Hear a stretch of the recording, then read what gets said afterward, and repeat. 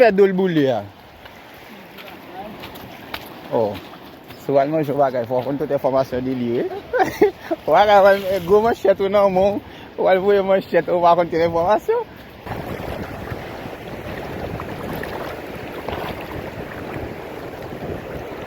Ki san fè bon men?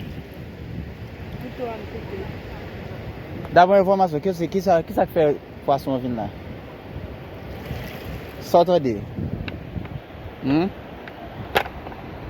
Son bagay ki boule an la do. Oui, mwen kom se l boule. An tout moun ap manjel? Bon, depi yè bagay moun di te vle manje, on a gyore le awi yè ta fè 3 chodze. 3 chodze? E pati chodze bagay, go chodze. An depi yè moun ap manjel? Depi yè, oui, yo fwi. Yè sakte boule an, Hey! Eme, sa pa moun tombe sou li konsay, tap gade si moun ki manje iti rap gane. Ou konnen? Tap suiv? Oui.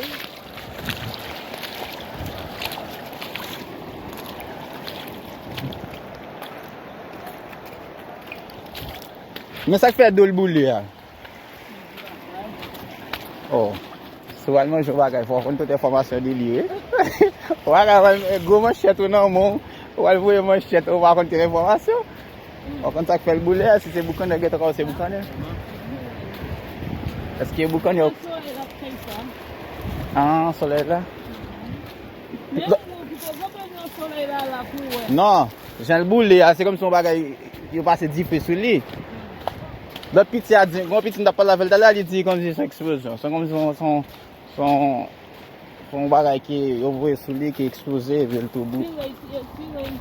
Eh oui.